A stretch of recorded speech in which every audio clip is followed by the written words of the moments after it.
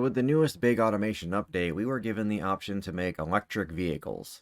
Kinda. Basically, we can now convert cars to be EV swapped post-export to BeamNG Drive using a simple command that I'll show later if you somehow don't already know it. This in itself is a fun addition to the game. We can finally, sorta, make electric cars. So today, courtesy of Philman's newest video on his little electric kit car that he did, I got a brilliant idea. Let's take one of those electric motors and electrify something in Assetto Corsa. See what happens. It should prove to be pretty silly. Alright, so I've already gone ahead and made the engine. I threw together a 7.3 liter V8 engine, makes a little bit over 1,000 horsepower, and I know that power curve is depressing, but it doesn't matter. Once we swap it to EV, and BeamNG Drive, it's just going to basically flatline it for me anyways. So that's irrelevant. What does matter is that almost 2,000 newton meters of torque that I've created with this engine. That's the important bit. That's what I was really going after, and I ended up getting more than I thought I was going to. So it'd be interesting to see what this thing does as an electric motor. So to get the cars to be electric vehicles in BeamNG Drive, don't know, come into the description and you type EV,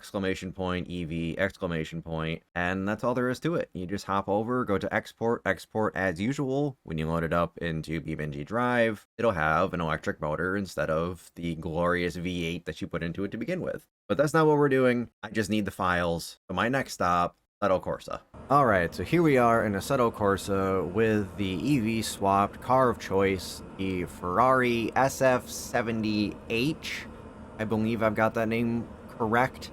One of the more modern F1 cars we get in the game. I was going to do the 2004, but I decided, electric motors, modern tech, modern car, why not? And I brought it to Spa for its maiden voyage. Things worth mentioning with this particular car, the first one that you'll notice that's very obvious, is the lack of engine note. Well, I mean, you shouldn't be surprised. I made this electric. Didn't really have one. Beyond this very faint hum. Other things, being an electric car, they don't traditionally have a gearbox. Regular F1 cars traditionally have a gearbox. Generally, they have 8 gears. This one has 1. Issues that caused. Engine braking is very, very important with these cars when slowing down. You remove all of those gears, you remove a lot of its ability to come to a stop. So I had to go in and make some adjustments to the brakes as well, and actually increase their effectiveness to compensate for the lack of engine braking that this car has. Like, it's an entirely different thing to drive than it was before. Like, your braking points are a little bit earlier than they would have been. Well, I guess that's really the biggest change, other than the fact it's completely silent, you don't change gears. But, it does handle its power and this motor very nicely. I was expecting with this nearly 2,000 newton meters of torque going through rear wheels. Remember, this is a rear-wheel drive car, that it would have a lot more wheel spin issues and oversteer issues and all of that coming out of corners.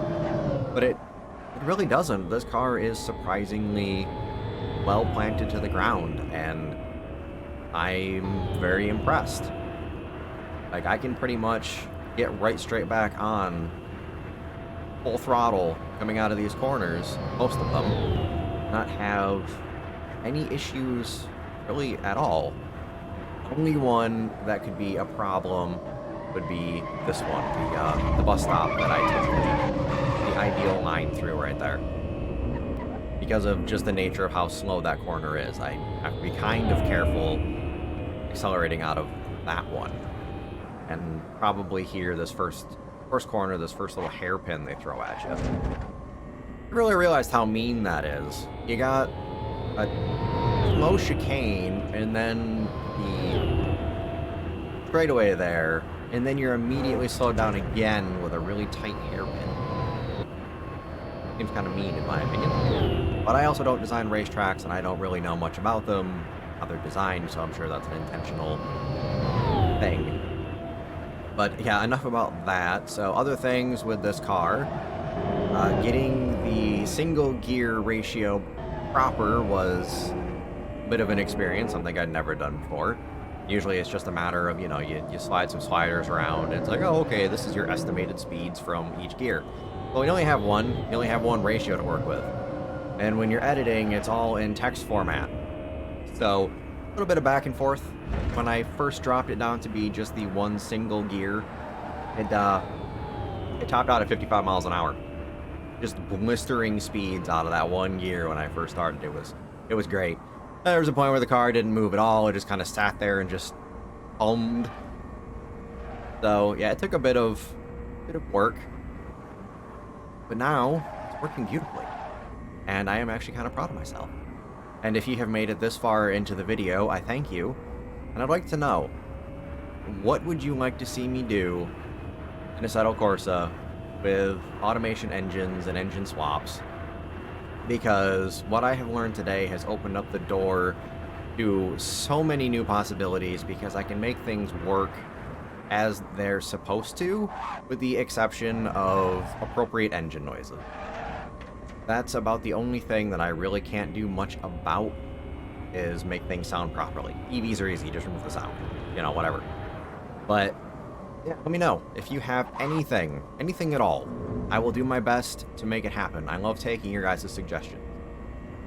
So, leave a comment, stay down there, if you like, maybe subscribe. But talk to y'all next time.